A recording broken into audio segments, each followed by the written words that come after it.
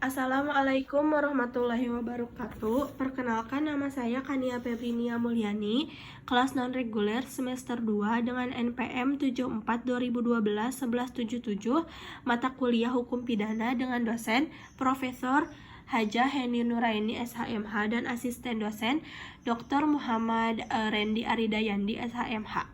Di sini saya akan mereview materi hukum pidana pertemuan ke-11 dengan judul sekarang dengan ini lanjutan dari materi hukum pidana ya pertemuan ke-10, yaitu sekarang membahas tentang pembagian atau jenis-jenis kesengajaan.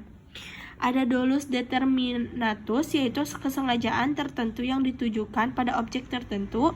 Dolus indeterminatus, yaitu kesengajaan tidak tertentu yang tidak ditujukan pada objek tertentu, melainkan pada sembarang objek dan tidak memperhatikan objek mana yang akan menjadi korbannya.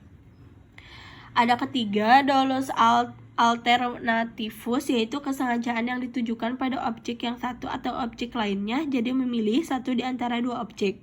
Dolus generalis, yaitu kesengajaan yang ditujukan pada objek tertentu tetapi untuk mencapai tujuan itu dilakukan lebih dari satu perbuatan. Ada Weber's dolus generalis, yaitu kesengajaan yang ditujukan pada objek tertentu tetapi untuk mencapai tujuan itu dilakukan lebih dari satu perbuatan. Dan ada dolus indirectus atau error hafting, yaitu kesengajaan terhadap suatu perbuatan yang menimbulkan suatu akibat tertentu yang sebenarnya bukan kehendak atau tujuan pelaku. Ada dolus premeditatus, yaitu kesengajaan yang direncanakan lebih dulu. Dan yang terakhir ada dolus repentinus atau dolus impetus, yaitu kesengajaan yang timbul dengan dirinya sendiri, yang timbul dengan sendirinya. Kekeliruan atau kesesatan atau salah kira, yaitu dwelling atau ignorance atau mistake. Mistake adalah disebut juga tidak sengaja. Kesesatan dapat dibedakan menjadi kesesatan peristiwa, kesesatan hukum, kesesatan atau kekeliruan orang, kekeliruan objek, penyimpangan sasaran, dan delik putatif. Kealpaan atau culpa merupakan kebalikan dari kesengajaan atau bisa disebut juga kurang hati-hati, yang terdiri dari kealpaan disadari dan kealpaan tidak disadari. Unsur-unsur kealpaan yaitu pelaku dapat menduga terjadinya akibat perbuatan tetapi pelaku kurang hati-hati. Bentuk-bentuk kealpaan, culpa lata yaitu kealpaan berat, dan culpa levis yaitu kealpaan ringan. Bewusstewaskult, kealpaan disadari, yaitu pelaku dapat memperkirakan kemungkinan lain yang timbul akibat dari perbuatannya. Dan unbewusstewaskult, yaitu kealpaan tidak disadari, merupakan pelaku tidak dapat memperkirakan kemungkinan lain yang timbul akibat dari perbuatannya. Kemampuan bertanggung jawab adalah keadaan batin yang normal ketika seseorang melakukan tindak pidana. Cara menentukan kemampuan bertanggung jawab ada: 1. Sistem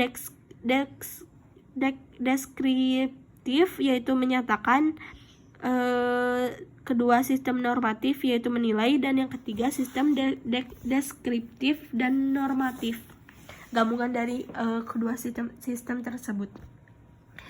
Indonesia menganut sistem deskriptif normatif karena deskriptif keadaan jiwa pelaku digambarkan oleh psikiater, dan normatif hakim yang menilai dan menyimpulkan perbuatan tersebut berdasarkan hasil pemeriksaan di pengadilan. Tidak mampu bertanggung jawab sebagian karena keadaan jiwa pelaku dan memiliki penyakit seperti penyakit kleptomani, yaitu penyakit jiwa yang berupa dorongan kuat untuk mengambil barang atau benda milik orang lain, tetapi pelaku tidak menyadari hal tersebut melawan hukum. Ada penyakit piromani, yaitu penyakit jiwa yang berupa kesukaan untuk melakukan pembakaran tanpa alasan. Ada penyakit klaustrofobi, yaitu penyakit jiwa yang merupakan ketakutan untuk berada di ruang yang sempit. Nymphomani adalah penyakit jiwa yang terjadi pada laki-laki di mana jika dia bertemu dengan perempuan selalu berkeinginan untuk berbuat tidak senonoh. Pelaku yang memiliki penyakit di atas dianggap tidak mampu bertanggung jawab sebagian karena mereka berbuat tindak pidana disebabkan oleh penyakitnya, tetapi untuk perbuatan lain di luar penyakitnya dapat dimintai pertanggungjawaban pidana. Keadaan mabuk, keadaan di mana pelaku mabuk secara sengaja agar berani melakukan kejahatan, bisa mendapatkan pidana. Atas dasar itu harus dilihat batas mampu dan tidak mampu bertanggung jawab. Batas mampu dan tidak mampu didasarkan pada dua pendapat, yaitu satu, pelaku dapat dipidana asalkan dapat membuktikan bahwa pelaku mampu bertanggung jawab, dan yang kedua, pelaku tidak dapat dipidana karena dianggap tidak mampu bertanggung jawab. Dasar pertimbangannya adalah in dubio pro reo, yaitu apabila terjadi keraguan-raguan maka harus diambil putusan yang paling menguntungkan bagi terdakwa. Sekian review materi ke-11 dari saya. Kurang dan lebihnya mohon dimaafkan. Wassalamualaikum warahmatullahi wabarakatuh.